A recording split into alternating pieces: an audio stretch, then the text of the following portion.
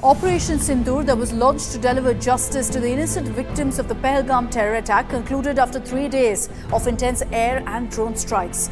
So let's tell you about previous military engagements between India and Pakistan. India and Pakistan share a long and complex history of military tensions and conflict marked by multiple wars, cross-border skirmishes and diplomatic standoffs since partition.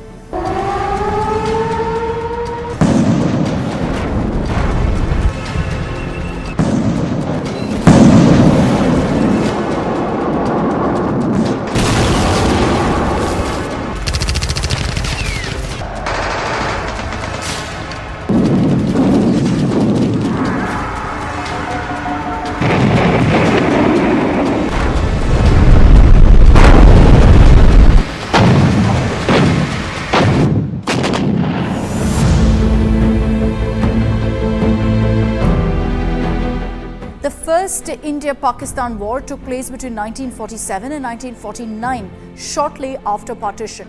It began in October 1947 when Pakistan-backed tribal militia invaded Jammu and Kashmir. In response, Sardar Vallabhbhai Patel, then Deputy Prime Minister and Home Minister, pushed for military action, and Indian troops were airlifted to Srinagar on 22nd October 1947 to repel the invaders. Jammu and Kashmir signed the Instrument of Accession with India on 26th October 1947. And then, in a few months, on 1st January 1948, then Prime Minister Nehru took the issue to the United Nations of Pakistan attempting to stir trouble, which led to a UN-mediated ceasefire and the Karachi Agreement. India retained 2/3 of the territory. Pakistan occupied what became Pakistan-occupied Jammu and Kashmir, that's POK, marking the start of the Kashmir dispute. In 1965 is when the next war broke out. India and Pakistan fought again after Pakistan launched Operation Gibraltar, a covert mission to infiltrate thousands of soldiers into Jammu and Kashmir and incite an insurgency. The plan failed to get local support, prompting India to launch a full-scale military offensive across the international border, targeting Lahore, Sialkot and other areas in West Pakistan. The 17-day war featured the largest tank battle since World War II, notably at the Battle of Asal Uttar, where Indian forces repelled Pakistani advances. India also gained air superiority and made territorial gains in the Lahore and Rajasthan fronts. In response, the UN Security Council passed Resolution 211, leading to a ceasefire on 23rd September 1965. The war officially ended with the Tashkent Declaration on 10th January 1966, mediated by the Soviet Union in Uzbekistan. The 1971 war then marked a turning point in India-Pakistan relations, as it was rooted not in Kashmir but in a political conflict between East Pakistan's Sheikh Mujibur Rahman and West Pakistani leaders Yahya Khan and Zulfikar Ali Bhutto. Pakistan launched Operation Searchlight to suppress the Bengali nationalist movement, leading to mass atrocities and a refugee crisis, with about 10 million Bengalis fleeing into India. In response, India intervened militarily, capturing 15,010 square kilometers of Pakistani territory. This was across POK, Punjab and Sindh, but India eventually returned it to Pakistan.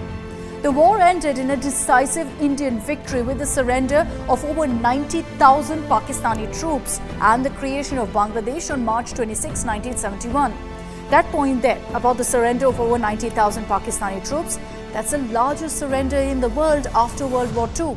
All the world admires a deed well done, and I think, with all modesty, we can say that we have done this action well.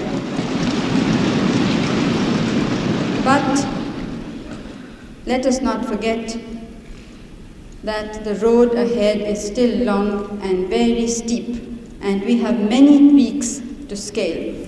So this picture, which you see often, was of the signing of the Pakistan Instrument of Surrender, which led to the formation of Bangladesh. Let's now move to 1987, when tensions between India and Pakistan escalated. This was due to the widespread unrest triggered by alleged rigging in the 1987 Kashmir elections and the subsequent rise of separatist groups.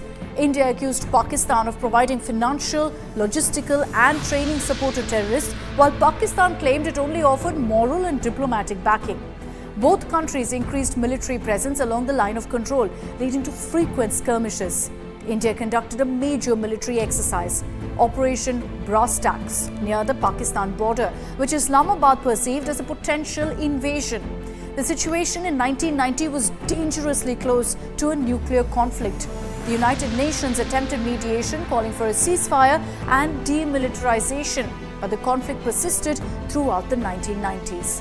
And then in early 1999, Pakistani paramilitary forces and regular troops infiltrated across the LOC, occupying our territory, Indian territory, primarily in the Kargil district, aiming to alter the LOC and gain control of the Srinagar-Leh highway.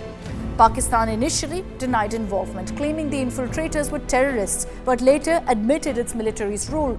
India launched a strong military and diplomatic offensive, and after 2 months of conflict, recaptured 75 to 80% of the territory.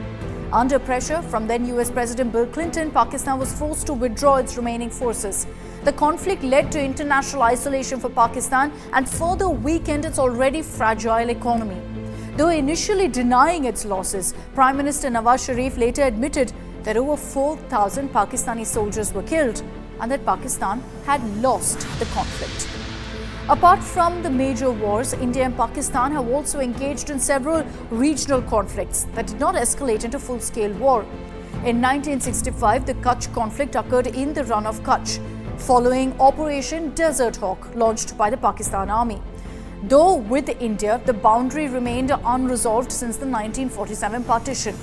Another significant standoff was the Siachen conflict between 1984 to 2003, which began with India's capture of the Siachen Glacier during Operation Meghdoot in 1984 and continued with Operation Rajiv in 1987. India also took control of the 70-kilometer-long glacier, its tributaries and key passes on the Saltoro Ridge, Siala, Bilafondla and Gyongla, with Pakistan retained control of the glacial valleys to the west. Although a ceasefire was declared in 2003, both sides continue to maintain a very heavy military presence in the region. The tensions between India and Pakistan have led to a full-blown conflict and war many times in the past, and Pakistan to date continues to peddle terror and attempt to destabilize India's progress. If you like the video, do like, comment, share and subscribe.